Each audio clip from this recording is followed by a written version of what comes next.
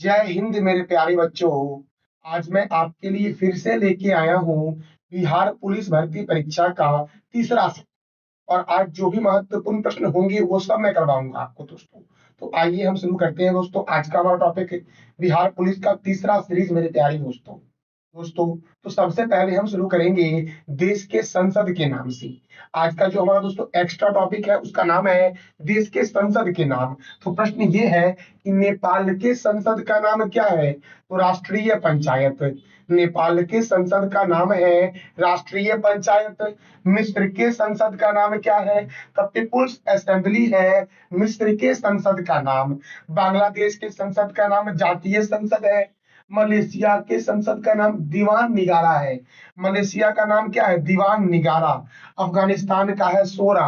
और ताइवान के संसद का नाम क्या है? तो युआन। क्या बोलोगी? ताइवान जैसे ही पूछे आपसे एग्जाम में तो याद रखना, बोलना आप युआन।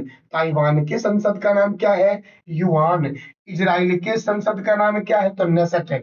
जापान के संसद का नाम है डाइट है। और मालदीव के संसद का नाम क्या है? तो मजलिस है दोस्तों, याद रखना। मैंने क्या बोला कि नेपाल राष्ट्रीय पंचायत, मिस्र people assembly, Bangladesh Jatiya Sangsad, Malaysia Dewan Negara, Afghanistan Shura, Taiwan Yuan, Israel Knesset, Japan Diet और मालदीव का नाम क्या है संसद का?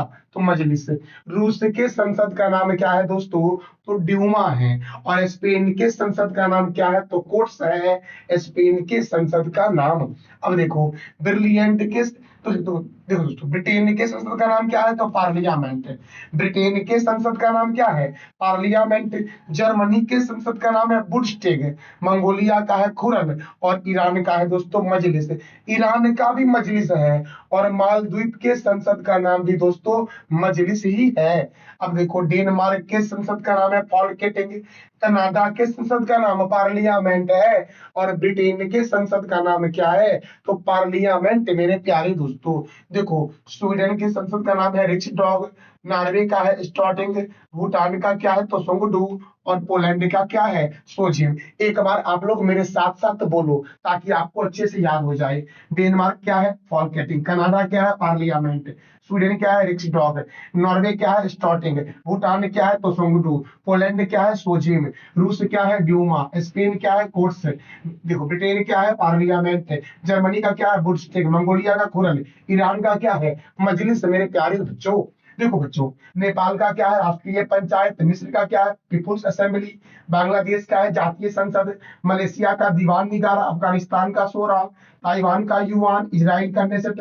जापान का डाइट है दोस्तों। और मालदीव का क्या है? तो मजलिस है मेरे प्यारे दोस्तों। दोस्तों अब शुरू करते हैं हम आज का हमारा सेशन। आज का हमारा पहला प्रश्न है, निम्नलिखित में कौन अवध का अंतिम नवाब था? अवध का अंतिम नवाब का नाम क्या था? आप जानते हो तो कमेंट में बोलो। वैसे देखो, बहादुर शाह जफर या बहादुर शाह द्वितीय दोस्तों कौन थे? तो याद रखना, अंतिम मुगल बादशाह थे, याद रखना। अगर पूछे कि अंतिम मुगल बादशाह, अंतिम मुगल बादशाह, बादशाह का नाम क्या था? अंतिम मुगल बादशाह का नाम क्या था? बहादुर शाह जफर, जिनकी मृत्यु जो हुई थी वो रंगून जेल में हुई थी। मृत्यु कहाँ हुई थी? रंगून जेल में दोस्तों। अब देखो, बाजिद अली शाह जो थे वो थे अवध के अंतिम नवाब। अवध के अंतिम अवध के अंतिम नवाब का नाम क्या था? तो क्या बोलोगे आप? वाजिद अली शाह। अच्छा, मंसूर अली खां जो थे वो बंगाल के अंतिम नवाब थे। बंगाल के अंतिम नवाब। बंगाल के अंतिम नवाब, नवाब कौन थे? तो क्या बोलोगे आप? मंसूर अली खां। और सिराजुद्दौला, बंगाल स्वतंत्र, बंगाल के अंतिम, बंगाल के अंतिम, अंतिम स्वतंत्र, स्वतंत्र नवाब थे दोस्तों। बंगाल के अंतिम स्वतंत्र नवाब कौन थे? बंगाल के अंतिम स्वतंत्र नवाब कौन थे? तो क्या बोलोगे आप? सिराजुद्दौला बोलना मेरे प्यारे दोस्तों। तो देखो प्रश्न 1 और आपने सीखा 4। अपने अवध के अंतिम नवाब कौन थे? तो वाजिद अली शाह थे। क्लियर हो गया दोस्तों। आगे हम बढ़े तो हम आगे बढ़ते हैं और देखो दोस्तों, जो वाजिद अली शाह थे वो अवध के 11वें और अंतिम राजा थे। ब्रिटिश भारत के गवर्नर जनरल का नाम था लॉर्ड डलहौजी। लॉर्ड डलहौजी ने फरवरी 1856 में इन पर कुशासन का आरोप लगा दिया था, जिस कारण से ये अंतिम नवाब रह गए अवध के दोस्तों। और अवध के जनक के रूप में किसे जानते हैं, या अवध के संस्थापक के रूप में जानते किसे हैं? तो शहादत खान बुरहान उल मुल्क को। शहादत खान बुरहान उल मुल्क को अवध के जनक या अवध के संस्थापक के नाम से जानते हैं। और अवध का प्राचीन नाम क्या था? तो कौशल दोस्तों। अवध का प्राचीन नाम क्या था? तो कौशल मेरे प्यारे दोस्तों। दोस्तों देखो, अगला प्रश्न हमारा, पूर्ण स्वाधीनता का प्रस्ताव कांग्रेस के किस अधिवेशन में पारित किया गया था? पूर्ण स्वाधीनता का प्रस्ताव कांग्रेस के किस अधिवेशन में पारित किया गया था? तो लाहौर अधिवेशन में। और लाहौर अधिवेशन हुआ कब था दोस्तों? तो 1929 में हुआ था। कब हुआ था? 1929 में। और अध्यक्ष कौन थे? तो याद रखना, जवाहर जवाहर लाल नेहरू। कौन थे दोस्तों? जवाहरलाल नेहरू थे अंतिम अध्यक्ष। अब अध्यक्ष थे कांग्रेस के लाहौर अधिवेशन के, जिसमें पूर्ण स्वाधीनता का प्रस्ताव जो है दोस्तों वो पारित किया गया था। अब देखो दोस्तों, हमारा अगला प्रश्न है, बंगाल विभाजन की घोषणा किसने की थी? लॉर्ड कर्जन ने की थी। बंगाल विभाजन की घोषणा लॉर्ड कर्जन ने की थी। और देखो, बंगाल विभाजन की घोषणा के बाद किसके नेतृत्व में मुसलमानों का एक शिष्टमंडल, मुसलमानों का एक शिष्टमंडल जो है वो लॉर्ड मिंटो से मिला था? तो आगा खां दोस्तों, आगा खां के नेतृत्व में मुसलमानों का एक शिष्टमंडल किससे मिला था? तो लॉर्ड मिंटो से मिला था। याद रखना, मैंने क्या बोला कि बंगाल विभाजन की घोषणा के बाद किसके नेतृत्व में मुसलमानों का एक शिष्टमंडल वायसराय लॉर्ड मिंटो से मिला? तो क्या बोलोगे? आगा खां दोस्तों। दोस्तों, निम्नलिखित में किस योजना को डिक्की वर्ड प्लान के नाम से जानते हैं? तो माउंट बेटन योजना को डिक्की वर्ड प्लान के नाम से जानते हैं। देखो दोस्तों, देखो यार, ब्रिटिश संसद में 4 जुलाई 1947 को, ब्रिटिश संसद में 4 जुलाई 1947 को माउंट बेटन योजना पेश किया गया था, जिसे स्वीकृति जो दी गई थी वो 18 जुलाई 1947 को दी गई थी। स्वीकृति कब दी गई थी? तो 18 जुलाई 1947 को जिसे स्वीकृति दी गई थी। तो अगर पूछूं मैं आपसे कि डिक्की वर्ड प्लान का अन्य नाम क्या है? तो माउंट बेटन योजना दोस्तों। भारत में प्रकाशित समाचार पत्र, भारत में प्रकाशित समाचार पत्र बंबई दर्पण के संस्थापक कौन थे? ये पूछा गया प्रश्न है बिहार पुलिस में दोस्तों, कि भारत में प्रकाशित समाचार पत्र का नाम था बंबई दर्पण। बंबई दर्पण दोस्तों। और बंबई दर्पण के संस्थापक कौन थे? तो बाल शास्त्री जाम्बेकर। कौन थे दोस्तों? बाल शास्त्री जाम्बेकर। और इसी बाल शास्त्री जाम्बेकर को दोस्तों मराठा पत्रकारिता का जनक के नाम से भी जानते हैं। मराठा पत्रकारिता के जनक के नाम से जानते हैं बाल शास्त्री जाम्बेकर को, जिन्होंने भारत में प्रकाशित समाचार पत्र बंबई दर्पण के संस्थापक थे। अच्छा, भारत का पहला समाचार पत्र का नाम क्या था? बंगाल गजट। और बंगाल गजट को किसने प्रकाशित किया था? ये आप बता दो कमेंट बॉक्स में मेरे प्यारे बच्चों। बच्चों देखो, हमारा अगला प्रश्न है, दशा अवतार मंदिर का निर्माण किस काल में हुआ था? सबसे पहले आपके मन में यह प्रश्न आया होगा कि ये जो दशा अवतार मंदिर है यह किस राज्य में है? तो ये है उत्तर प्रदेश में। कहाँ है दोस्तों? तो उत्तर प्रदेश में, उत्तर प्रदेश में है। और ये है बेतवा नदी के किनारे। किस नदी के किनारे है दोस्तों? तो बेतवा नदी, नदी के किनारे है दशा अवतार मंदिर दोस्तों। और इसमें भगवान विष्णु जो है वो शेषनाग की सही पर सोए हुए इस मंदिर में दिखाया गया है। और ये जो दशा अवतार मंदिर है इसका निर्माण हुआ था गुप्त काल में। और गुप्त वंश की स्थापना जो की गई थी वो किसके द्वारा किया गया था? तो श्री गुप्त के द्वारा किया गया था। और गुप्त वंश में ही दोस्तों सामंती व्यवस्था की शुरुआत हुई थी। सामंती व्यवस्था पूछा गया एग्जाम में क्वेश्चन कि सामंती व्यवस्था की शुरुआत किस काल में हुई? गुप्त काल में हुई, और गुप्त वंश की स्थापना श्री गुप्त ने की थी दोस्तों। दोस्तों देखो, अब उत्तर प्रदेश याद रखना। उत्तर प्रदेश में दोस्तों एक राष्ट्रीय उद्यान है, दुधवा। दुधवा राष्ट्रीय दुधवा राष्ट्रीय उद्यान। हस्तिनापुर वन्य जीव अभयारण्य। हस्तिनापुर वन्य जीव अभयारण्य। अभयारण्य कहाँ पर है? तो क्या बोलोगे आप? उत्तर प्रदेश में है। दोस्तों याद रखना दोस्तों, उत्तर प्रदेश से दुधवा राष्ट्रीय उद्यान और हस्तिनापुर वन्य जीव अभयारण्य। दोस्तों फिर से याद रखना दोस्तों, एक राष्ट्रीय उद्यान जो आपका, देखो दुधवा राष्ट्रीय उद्यान कहाँ है? उत्तर प्रदेश में। हस्तिनापुर वन्य जीव अभयारण्य कहाँ है दोस्तों? उत्तर प्रदेश में। और पीलीभीत राष्ट्रीय उद्यान एक और महत्वपूर्ण है, पीलीभीत।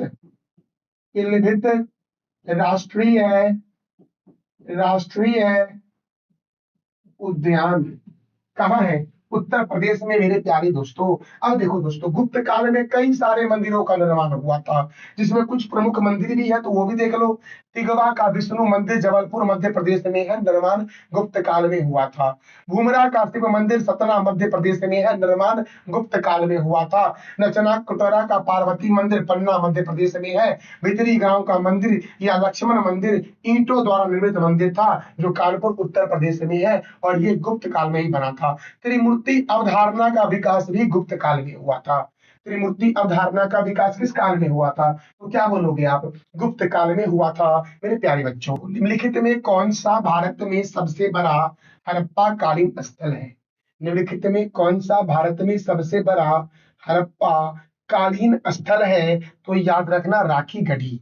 अब सोच रहे होगे सर मैंने तो मोहनजोदड़ो पढ़ा था। देखो दोस्तों, सिंधु घाटी सभ्यता का विस्तार 3 देशों में है, भारत, पाकिस्तान और अफगानिस्तान। अफगानिस्तान में सिंधु घाटी सभ्यता का 2 स्थल प्रमुख है, एक सुरतगोई और एक मुंडी काक। और पाकिस्तान में है मोहनजोदड़ो, याद रखना दोस्तों। तो याद रखना, अगर पूछे कि सिंधु घाटी सभ्यता का सबसे बड़ा नगर कौन सा है, तो मोहनजोदड़ो। और अगर भारत में पूछे तो क्या बोलोगे? राखी गढ़ी बोलोगे दोस्तों आप। क्या बोलोगे? राखी गढ़ी। और राखी गढ़ी मेरे प्यारे दोस्तों कौन से नदी के किनारे है? तो याद रखना, राखी गढ़ी जो है वो घग्गर नदी के किनारे है। कौन से नदी के किनारे है? तो घग्गर नदी के किनारे है राखी गढ़ी। अगर मोहनजोदड़ो के बारे में मैं पूछूं तो क्या बोलोगे आप? सिंधु नदी के किनारे है मोहनजोदड़ो। मोहनजोदड़ो कौन से नदी के किनारे है? तो सिंधु नदी के किनारे है मेरे प्यारे दोस्तों। अगर मैं पूछूं चुनहोदरो दोस्तों, तो चुनहोदरो के बारे में भी आप यही बोलना कि चुनहोदरो जो है ये सिंधु नदी के किनारे है। चुनहोदरो कौन से नदी के किनारे है? तो याद रखना दोस्तों, सिंधु नदी के किनारे है। और अगर धौलावीरा, यहाँ धौला हो गया तो आई थिंक दोस्तों यहाँ धौला कर लेना कि धौलावीरा जो है आपका ये लूनी नदी के किनारे है। कौन सी नदी के किनारे है? लूनी नदी की। मोहनजोदड़ो पाकिस्तान में दोस्तों है। राखी गढ़ी जो है आपका वो हरियाणा में है। कहाँ पर है मेरे प्यारे दोस्तों? तो हरियाणा में है, याद रखना। और धौलावीरा जो है ये गुजरात में है। कहाँ पर है धौलावीरा? तो गुजरात में है, याद रखना। धौलावीरा कहाँ पर है? गुजरात में। एक और प्रश्न याद रखना कि मोहनजोदड़ो की जो खोज की गई थी वो राखल दास बैनर्जी के द्वारा की गई थी। बैनर्जी के द्वारा की गई थी। इसकी खोज, मोहनजोदड़ो की खोज। और राखी गढ़ी की जो खोज की गई थी वो सूरज भान सिंह के द्वारा किया गया था। सूरज भान सिंह के द्वारा किया गया था, याद रखना। और धौलावीरा की जो खोज की गई थी वो जेपी जोशी के द्वारा किया गया था। जेपी जोशी के द्वारा, पूरा जोश में थे जेपी जोशी, और उन्होंने क्या खोजा? धौलावीरा खोजा, सिंधु घाटी सभ्यता का स्थल मेरे प्यारे दोस्तों। दोस्तों देखो, सिंधु घाटी सभ्यता जो है इसकी आकृति है त्रिभुजाकार।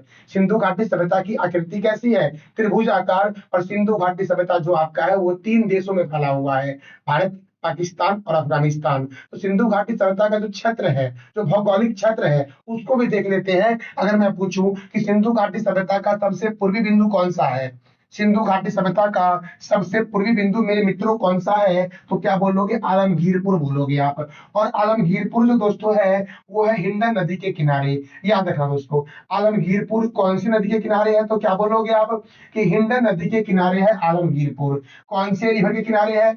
हिंडन नदी के किनारे है। और आलमगीरपुर दोस्तों कौन से राज्य में है? तो क्या बोलोगे? उत्तर प्रदेश में है दोस्तों। और ये जो आलमगीरपुर है ये सिंधु घाटी सभ्यता का सबसे पूर्वी बिंदु है। और सिंधु घाटी सभ्यता का सबसे पश्चिमी बिंदु कौन सा है?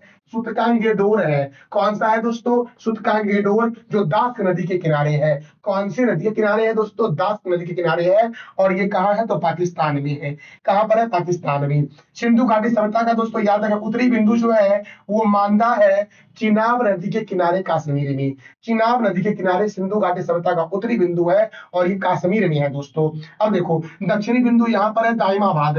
दाइमाबाद कहाँ है? महाराष्ट्र में है। और गोदावरी नदी के किनारे दोस्तों।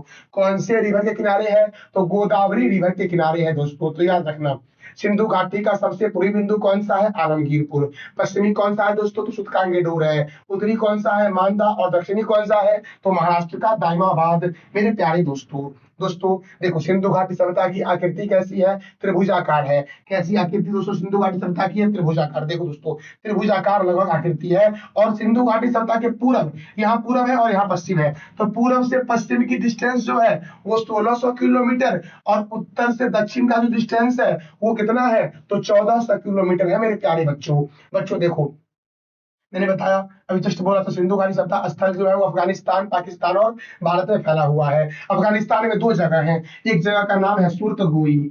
सुर्तगोई। एक जगह का नाम है सुर्तगोई और दूसरी जगह का नाम क्या है? तो मुंडी काक। याद रखना मुंडी मुंडी काक। एक जगह का नाम है मुंडी काक और दूसरी जगह का नाम क्या है? सुर्तगोई। मेरे प्यारे दोस्तों देखो दोस्तों हम जानेंगे हड़प्पा के बारे में। सिंधु घाटी सभ्यता का पहला नगर जो खोजा गया था वो हड़प्पा खोजा गया था। इसलिए सिंधु घाटी सभ्यता को हड़प्पा सभ्यता के नाम से भी जानते हैं।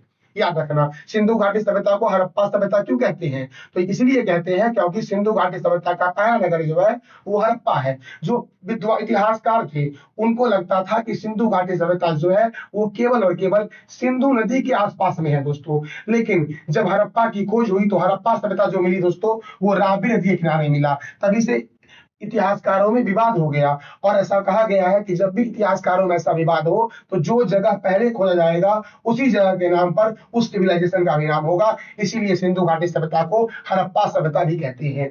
और हड़प्पा एक नगर भी है सिंधु घाटी सभ्यता का जो रावी नदी के किनारे है और पाकिस्तान के मोंटोगोमरी जिला में है। और इसकी जो खोज की गई थी, उत्खनन किया गया था दयाराम सैनी के द्वारा 1921 में। यहाँ से क्या क्या मिला? तो अन्न भंडार मिला। अन्न भंडार का प्रमाण सिंधु घाटी सभ्यता में कहां से मिला? तो हड़प्पा से मिला। कांसे की बनी खिलौना गाड़ी। कांसे मतलब तांबा। सिंधु घाटी सभ्यता जो थी वो कांस्य युगनी सभ्यता थी। तो कांसे की बनी खिलौना गाड़ी मिली। R37 कब्रिस्तान मिला। श्रमिकों के लिए आवास का प्रमाण मिला। मछुआरों का चित्र मिला। कांस्य दर्पण मिला। और स्त्री के गर्भ से निकला हुआ एक पौधा मिला। अर्थात उर्वरता की देवी का प्रमाण जो मिलता है सिंधु घाटी सभ्यता में वो कौन से नगर से मिलता है? तो क्या बोलोगे? हड़प्पा नगर से मिलता है दोस्तों। अब देखो स्वास्तिक का प्रमाण हड़प्पा से ही मिला है और चक्र का साक्ष्य जो है वो हड़प्पा से ही मिला है मेरे प्यारे बच्चों। तो बताओ जरा सा कमेंट बॉक्स में आप कि सिंधु घाटी सभ्यता का जो धौलावीरा है वो कौन से नदी के किनारे है? इसका जवाब दे दो आप कमेंट बॉक्स में दोस्तों देखो अगला प्रश्न है भारतीय संविधान के किस अनुच्छेद के तहत राष्ट्रपति राज्यपाल की नियुक्ति करता है? कौन? तो राष्ट्रपति किसकी नियुक्ति करता है? राज्यपाल की। किस अनुच्छेद के तहत? तो अनुच्छेद 155 के तहत। याद रखना अनुच्छेद 155 के तहत जो है वो राष्ट्रपति जो है वो राज्यपाल की नियुक्ति करता है। देखो अब राज्यों में राज्यपाल का वर्णन, राज्यों में राज्यपाल होगा। मैंने क्या बोला कि राज्यों में राज्यपाल राज्यों में राज्यपाल का वर्णन जो है वो किस आर्टिकल में किया गया है? तो क्या बोलोगे मेरे प्यारे बच्चों आप? तो याद रखना 153 बोलना। 155 मैंने बता ही दिया कि राज्यपाल की नियुक्ति होगी राष्ट्रपति के द्वारा। 154 में क्या है? तो राज्य की कार्यपालिका शक्ति। किसकी शक्ति दोस्तों? तो याद रखना राज्य की कार्यपालिका राज्य की कार्यपालिका शक्ति राज्यपाल में निहित होती है। राज्यपाल में निहित। राज्य की कार्यपालिका शक्ति किसमें निहित होती है? तो राज्यपाल में निहित होती है। 152 के तहत का राज्यपाल 153 राज्य की कार्यपालिका शक्ति राज्यपाल में होगी। 54 में 154 में है राज्यपाल की नियुक्ति, 155 में है राज्यपाल का कार्यकाल जो है वो 156 में है। राज्यपाल की नियुक्ति होने के लिए क्वालिफिकेशन, राज्यपाल की नियुक्ति होने के लिए क्वालिफिकेशन किस अनुच्छेद में है? तो 157 में है प्यारे दोस्तों। और याद रखना, राज्यपाल राज्यपाल कार्यकाल के लिए, राज्यपाल के कार्यकाल के लिए दशाएं, राज्यपाल के कार्यकाल के लिए दशाएं जो है वो 158 में है। राज्यपाल कार्यकाल के लिए दशाएं जो है वो किस अनुच्छेद में है? तो 158 में। राज्यपाल द्वारा शपथ ग्रहण जो है वो 159 में है। राज्यपाल द्वारा शपथ ग्रहण जो है वो किस अनुच्छेद में है? 159 में। आकस्मिक स्थिति में राज्यपाल का कार्य जो है वो 160 में है। राज्यपाल को क्षमादान की शक्ति अनुच्छेद 161 में है। राज्य के कार्यपालिका शक्ति की सीमा 162 में है। और मंत्री परिषद का राज्यपाल को सहयोग एवं सलाह, मंत्री परिषद का राज्यपाल से सहयोग एवं सलाह, मंत्री परिषद का राज्यपाल को मंत्री परिषद का राज्यपाल को सहयोग एवं सलाह जो है वो अनुच्छेद 163 में है मेरे प्यारे बच्चों। बच्चों देखो, मंत्रियों से संबंधित अन्य प्रावधान जैसे नियुक्ति, कार्यकाल तथा वेतन भत्ता, कार्यकाल तथा वेतन भत्ता जो है 164 में है। राज्यपाल का महाधिवक्ता, राज्य का महाधिवक्ता 165 में है। राज्यपाल द्वारा विशेष संबोधन 176 में है। राज्यपाल को अध्यादेश जारी करने की शक्ति VVI प्रश्न है कि राज्यपाल को अध्यादेश जारी करने की शक्ति 223 में है। और राज्यपाल द्वारा जिला न्यायाधीश की नियुक्ति जो है वो 233 में है मेरे प्यारे दोस्तों। तो जो महत्वपूर्ण आपका वो टिक मार दे रहा हूं मैं, याद रखना, राज्यपाल द्वारा जिला न्यायाधीश की नियुक्ति जो है वो 233 में है। फिर से याद रखना, राज्य का महाधिवक्ता 165 में है। फिर से याद रखना, राज्यपाल को अध्यादेश जारी करने की शक्ति जो है वो 213 में है मेरे प्यारे दोस्तों। दोस्तों अगला प्रश्न हमारा है कि दोनों सदनों के संयुक्त बैठक की अध्यक्षता निम्न में कौन करता है? तो दोनों सदनों के संयुक्त बैठक को जो बुलाता है वो राष्ट्रपति बुलाता है। पहले ये जान लो, कौन बुलाता है? राष्ट्रपति। और राष्ट्रपति जो बुलाता है वो अनुच्छेद 108 के तहत बुलाता है। अनुच्छेद 108 के तहत बुलाता है। लेकिन इसकी अध्यक्षता जो करता है वो लोकसभा अध्यक्ष करता है। कौन करता है? लोकसभा अध्यक्ष मेरे प्यारे बच्चों। बच्चों देखो, संसद के सत्रारंभ सत्रारंभ होने के बाद, संसद का सत्र जो शुरू होगा होने के बाद राष्ट्रपति द्वारा जारी अध्यादेश कितने समय के भीतर दोनों सदनों द्वारा अनिवार्य रूप से पारित हो जाना चाहिए? संसद के सत्र आरंभ जो होते हैं, सत्र आरंभ होने के बाद राष्ट्रपति द्वारा जारी अध्यादेश कितने समय के भीतर दोनों सदनों द्वारा अनिवार्य रूप से पारित कर दिया जाना चाहिए? तो 6 सप्ताह के भीतर मेरे प्यारे दोस्तों। इसका आंसर हो जाएगा दोस्तों बी नंबर वाला। अब देखो, भारतीय संविधान में संसदीय विशेषाधिकार, भारतीय संविधान में संसदीय विशेषाधिकार जो है वह किस देश के संविधान से लिया गया है? तो भारतीय संविधान में संसदीय विशेषाधिकार जो लिया गया है वो लिया गया ऑस्ट्रेलिया के संविधान से। और डीपीएसपी अर्थात नीति निर्देशक तत्व आयरलैंड से लिया गया है। और कनाडा से लिया गया है राज्यपाल की नियुक्ति, राज्यपाल की नियुक्ति, राज्यपाल की नियुक्ति कौन करता है? राष्ट्रपति करता है। किस अनुच्छेद के तहत? तुरंत मैंने बोला 155 के तहत। और जापान से क्या लिया गया है? तो विधि द्वारा स्थापित प्रक्रिया जो है वो जापान से लिया गया है मेरे प्यारे दोस्तों। देखो, दक्षिण अफ्रीका से संविधान संशोधन की प्रक्रिया ली गई है। फ्रांस से स्वतंत्रता, समानता और बंधुत्व का सिद्धांत लिया गया है। ऑस्ट्रेलिया से संवर्धित सूची का प्रावधान लिया गया है। संसद के दोनों सदनों की संयुक्त बैठक जो ली गई है वो ऑस्ट्रेलिया से ली गई है। आपातकाल के दौरान मूल अधिकारों का निलंबन या स्थगन जो है वो जर्मनी के संविधान से लिया गया है। विधि द्वारा स्थापित प्रक्रिया जापान से लिया गया है। और मूल कर्तव्य प्रस्तावना में सामाजिक, आर्थिक और राजनीतिक न्याय के तत्व जो लिए गए हैं वो रूस से लिए गए हैं। अब देखो, मूल अधिकार कहां से लिया गया? अमेरिका से लिया गया। याद रखना दोस्तों, मूल अधिकार कहां से लिया गया? अमेरिका से। संविधान संशोधन कहां से लिया गया? दक्षिण अफ्रीका से लिया गया मेरे प्यारे दोस्तों। दोस्तों कैसा लगा जानकारी? इसका फीडबैक आप अवश्य देना कमेंट बॉक्स में। देखो, प्रसिद्ध शासक अमोघ वर्ष द्वारा कविराज मार्ग की रचना की गई थी। तो किस भाषा में की गई थी? कन्नड़ भाषा में की गई थी। याद रखना, प्रसिद्ध शासक थे अमोघ वर्ष के द्वारा एक रचना की गई थी, कविराज मार्ग की रचना। और वो कौन से भाषा में थी? तो कन्नड़ भाषा में थी दोस्तों। देखो, दिल्ली सल्तनत के किस शासक ने शुद्ध अरबी सिक्के चलाए थे। दिल्ली सल्तनत के किस शासक ने शुद्ध अरबी सिक्के चलाए? तो इल्तुतमिश ने दोस्तों।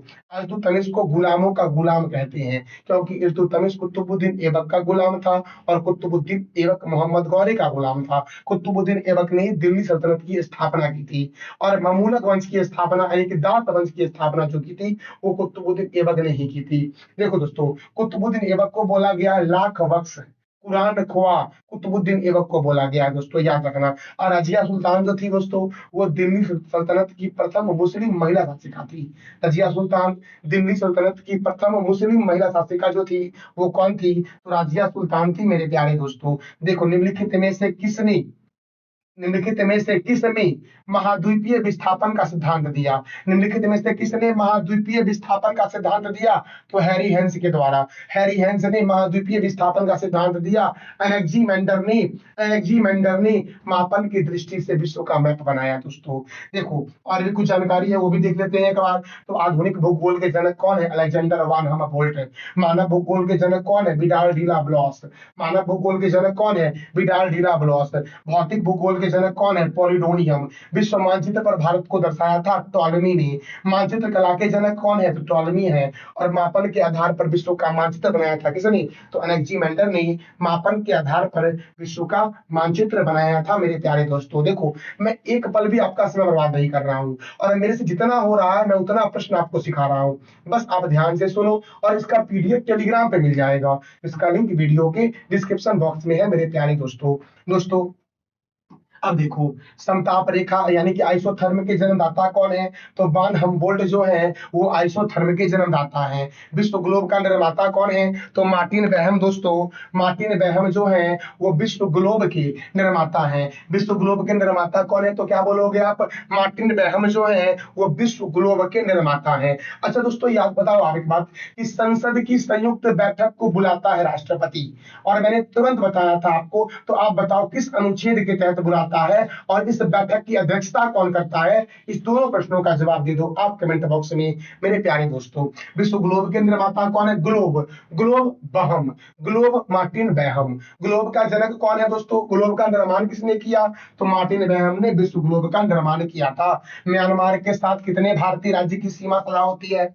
मैप आपको दिख रहा होगा दोस्तों स्क्रीन पर, कि म्यांमार के साथ कितने भारतीय राज्यों की सीमा साझा होती है? तो ऊपर में अरुणाचल प्रदेश दोस्तों है, ये वाला जहाज जो दिख रहा है आपको, ये वाला नागालैंड है, नागालैंड। ये वाला आपका मणिपुर है, मणिपुर में लोकटक झील भी है। और ये आपका मिजोरम है, जिसे मेघालय के घर, जिसे मेघों का घर के नाम से जान, सॉरी दोस्तों, ये आपका मिजोरम है। देखो दोस्तों, फिर से मैं बोल दे रहा हूं आपको, ये अरुणाचल प्रदेश है आपका, ये नागालैंड है, ये मणिपुर है, और ये मिजोरम है। 1 2 3 और 4, तो 4 भारतीय राज्य के साथ लगती है म्यांमार की सीमा। और म्यांमार का जो बॉर्डर है वो 1640 किलोमीटर बॉर्डर दोस्तों है। तो अरुणाचल प्रदेश में दोस्तों, अरुणाचल प्रदेश जो है यहाँ पर सबसे पहले सूर्योदय होता है। अरुणाचल प्रदेश जो है वो पूर्वोत्तर भारत का सबसे बड़ा राज्य भी है। अब देखो, नागालैंड दिख रहा है, नागालैंड में इटंकी राष्ट्रीय उद्यान है। मणिपुर में दोस्तों लोकटक, लोकटक झील जो है वो मणिपुर में है। और किबुल लामजाओ राष्ट्रीय उद्यान कहाँ है दोस्तों? तो याद रखना, कहाँ है किबुल लामजाओ राष्ट्रीय उद्यान? तो मणिपुर में है। और मिजोरम को दोस्तों बोलते हैं मोलासिस बेसिन। मिजोरम को किस नाम से जानते हैं? तो मोलासिस बेसिन के नाम से जानते हैं। और मिजोरम में डंपा वन्य जीव अभयारण्य है। माउंटेन राष्ट्रीय उद्यान दोस्तों कहाँ है? माउंटेन राष्ट्रीय उद्यान तो मिजोरम में है। और दोस्तों, ये वाला यहाँ पर दोस्तों मेघालय है। मेघालय को हम लोग क्या बोलते हैं? तो मेघों का घर बोलते हैं मेघालय को। मेघालय यहाँ पर है, मेघों का घर दोस्तों किसे बोलते हैं? तो मेघालय को बोलते हैं। मेरे प्यारे दोस्तों, हमारा अगला प्रश्न है, जोहार घाटी किस भारतीय राज्य में स्थित है? तो जोहार घाटी जो है वो सिक्किम में है। कहाँ पर है? सिक्किम में। और सिक्किम दोस्तों, सिक्किम जो है ये पूर्वोत्तर भारत का, पूर्वोत्तर भारत का, पूर्वोत्तर भारत, भारत का छोटा राज्य है। पूर्वोत्तर भारत का छोटा राज्य, सबसे छोटा राज्य कौन सा है? तो क्या बोलोगे? सिक्किम है। सिक्किम में दोस्तों कौन सा झील है? तो लोनक झील है। लोनक झील जो है वो कहाँ पर है? तो सिक्किम में है लोनक झील मेरे प्यारे दोस्तों। दोस्तों, हिमाचल प्रदेश में आपका ग्रेट हिमालयन राष्ट्रीय उद्यान है। ग्रेट हिमालयन, हिमालयन राष्ट्रीय, राष्ट्रीय उद्यान, ग्रेट हिमालयन राष्ट्रीय उद्यान जो है वो कहाँ पर है मेरे प्यारे दोस्तों? तो याद रखना, आप हिमाचल प्रदेश में है। फिर से याद रखना, राजा राजा जी राष्ट्रीय उद्यान कहाँ है? तो याद रखना, हिमाचल प्रदेश में है राजा जी राष्ट्रीय उद्यान मेरे प्यारे दोस्तों। और जम्मू कश्मीर पता है दोस्तों आपको, नागिन झील है, शेषनाग झील है, अनंतनाग झील है, बैरी नाग झील है, बुलर झील है, डल झील है, कहाँ है? तो जम्मू कश्मीर में है दोस्तों। दोस्तों अगला प्रश्न हमारा है, निम्नलिखित में से किस प्रकार की नदियों में जल ग्रहण की क्षमता कम होती है?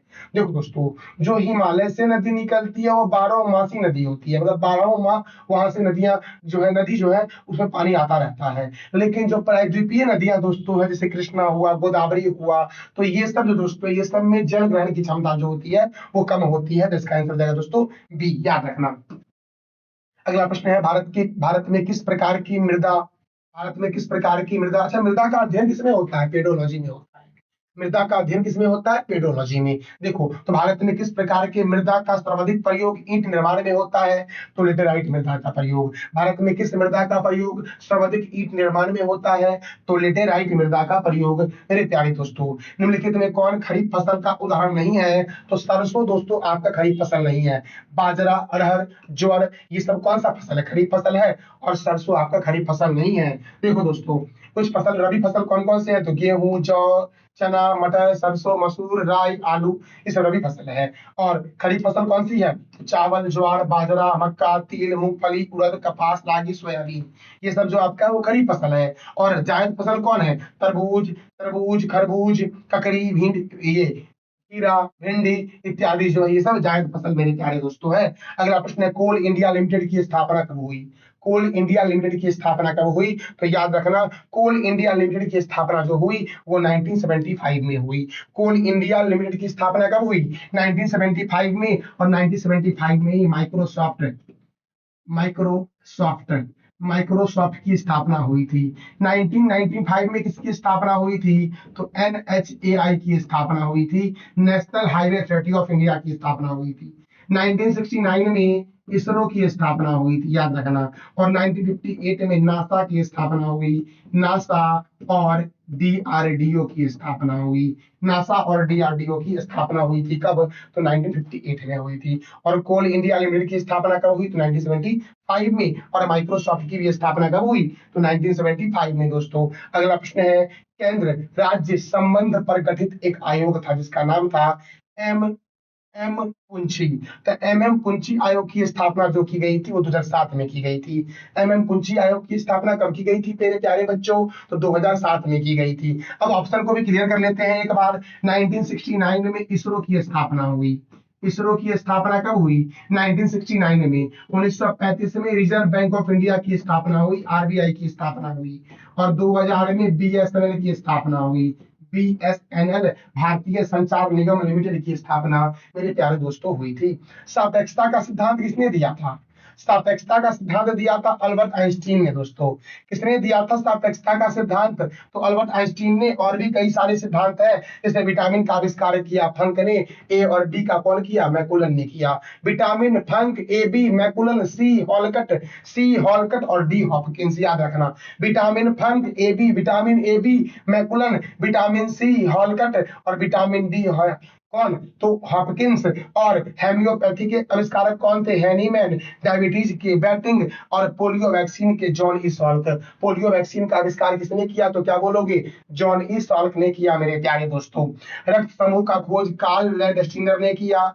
DNA का खोज वाटसन एंड क्रिक ने किया। जीवाणु का खोज रूबेन हॉक ने किया। और चेचक के टीके का आविष्कार एडवर्ड जेनर ने किया मेरे प्यारे दोस्तों। तो चेचक के टीके का आविष्कार किसने किया? एडवर्ड जेनर ने किया। देखो, टिटेनस, हाइजा, टाइफाइड, क्षय रोग, डिप्थीरिया, प्लेग, काली खांसी, कौन कौन सा दोस्तों? साथ साथ बोलो। देखो मैंने क्या बोला? टिटेनस, हैजा, टाइफाइड, क्षय रोग, डिप्थीरिया, प्लेग, काली खांसी, निमोनिया, गनोरिया, सिफिलिस, ये सब जीवाणु अर्थात बैक्टीरिया से होने वाले रोग है। कौन कौन सा मेरे प्यारे दोस्तों? तो टिटनेस, हैजा, टाइफाइड, डिप्थीरिया, प्लेग, काली खांसी, निमोनिया, गनोरिया, सिफिलिस, टीबी, ये सब जो होते हैं वो बैक्टीरिया से होने वाले रोग होते हैं। और बैक्टीरिया का आविष्कार किसने किया, ये आप बता दो कमेंट बॉक्स में। देखो, भारत की पहली जनगणना जो हुई थी वो किस वर्ष हुई थी? भारत की पहली जनगणना जो हुई थी वो किस वर्ष हुई थी? तो 1872 में, 1872 में भारत की पहली जनगणना हुई थी लॉर्ड मेयो के काल में। किसके काल में मेरे प्यारे बच्चों? तो लॉर्ड लॉर्ड मेयो के काल में, याद रखना। किसके काल में? तो लॉर्ड मेयो के काल में। लॉर्ड मेयो के काल में पहली बार भारत में जनगणना हुई थी 1872 में दोस्तों। अब देखो प्रश्न, नियमित जनगणना की शुरुआत जो हुई थी वो कब हुई थी? तो 1881 में हुई थी। 1881 में नियमित जनगणना की शुरुआत हुई थी लॉर्ड रिपन के काल में। चौथ नामक कर किसके द्वारा लगाया गया था? या चौथ नामक कर जो है वो कौन लेता था? तो मराठों के द्वारा लिया जाता था चौथ कर मेरे प्यारे दोस्तों। कितना बार एग्जाम में आ चुका है। भूदान आंदोलन किसने शुरू किया था? विनोबा भावे के द्वारा भूदान आंदोलन की शुरुआत हुई थी। अगला प्रश्न मेरे प्यारे मित्रों है कि भारत में अंग्रेजी शिक्षा किसके काल में शुरू हुआ था? तो लॉर्ड मैकाले के काल में भारत में अंग्रेजी शिक्षा की शुरुआत हुई थी। और लॉर्ड इरविन जो है वो राष्ट्रपति भवन में रहने वाले प्रथम वाइसराय थे। ये भी याद रखना मेरे प्यारे बच्चों। देखो बच्चों, फ्लाइंग सिख के नाम से जानते हैं मिल्खा सिंह को। फ्लाइंग सिख के नाम से जानते हैं किसको? मिल्खा सिंह को जानते हैं मेरे प्यारे दोस्तों। उड़न परी के नाम से जानते हैं पीटी उषा को। किसे जानते हैं? उड़न परी के नाम से तो पीटी उषा को जानते हैं उड़न परी के नाम से। नींबू और संतरे में कौन सा विटामिन होता है? तो विटामिन सी होता है। और विटामिन सी का रासायनिक नाम क्या है? इसका जवाब दो आप कमेंट बॉक्स में मेरे प्यारे दोस्तों। वैसे विटामिन ए का नाम जो है वो रेटिनॉल है। लक्षद्वीप की राजधानी क्या है दोस्तों? तो अब आप सोच रहे होंगे इतना आसान प्रश्न क्यों आया, तो इसके बारे में बताऊंगा मैं आपको आगे की लक्षद्वीप से और क्या प्रश्न बनेंगे। तो लक्षद्वीप की राजधानी क्या है? कावारती है लक्षद्वीप की राजधानी दोस्तों। अब देखो लक्षद्वीप है, लक्षद्वीप स्थित है अरब सागर में और प्रवाल भित्तियों द्वारा निर्मित यह द्वीप है लक्षद्वीप। लक्षद्वीप स्थित कहाँ है? तो याद रखना अरब सागर में। और विकसित किससे हुआ है? तो प्रवाल भित्ति से निर्मित हुआ है। लक्षद्वीप में कुल द्वीपों की संख्या 36 है और सबसे बड़ा द्वीप लक्षद्वीप का है एंड्रोट। एंड्रोट द्वीप दोस्तों लक्षद्वीप का सबसे बड़ा द्वीप है, यहाँ पर है एंड्रोट द्वीप दोस्तों। अब देखो दूसरा सबसे बड़ा द्वीप जो है वो मिनिकॉय है। कौन सा द्वीप दूसरा सबसे बड़ा है? तो मिनिकॉय, याद रखना। लक्षद्वीप का सबसे बड़ा द्वीप है एंड्रोट और दूसरा द्वीप जो है वो कौन सा है? तो मिनिकॉय है दोस्तों। लक्षद्वीप हवाई अड्डा जो आपका है वो अगाती द्वीप पर, यहाँ पर अगाती द्वीप दोस्तों है। इसी अगाती द्वीप पर याद रखना कौन सा हवाई अड्डा है? तो लक्षद्वीप हवाई अड्डा है। पिटली द्वीप दोस्तों कहाँ है? तो पिटली द्वीप भी लक्षद्वीप में है। 8 डिग्री चैनल जो है वो मालद्वीप और मिनिकॉय के बीच है, जबकि 9 डिग्री चैनल जो है वो कावरती और मिनिकॉय के बीच है मेरे प्यारे दोस्तों। तो मेरे प्यारे बच्चों, यह जानकारी आपको कैसी लगी इसका फीडबैक आप अवश्य कमेंट बॉक्स में देना। और भी कोई चीजों की आपको जरूरत पड़े तो बिल्कुल आप मुझे कमेंट करना, मैं जरूर आपकी सहायता करूंगा। और इस वीडियो का पीडीएफ आपको टेलीग्राम पे मिल जाएगा, जिसका लिंक वीडियो के डिस्क्रिप्शन बॉक्स में है। थैंक यू सो मच मेरे प्यारे दोस्तों।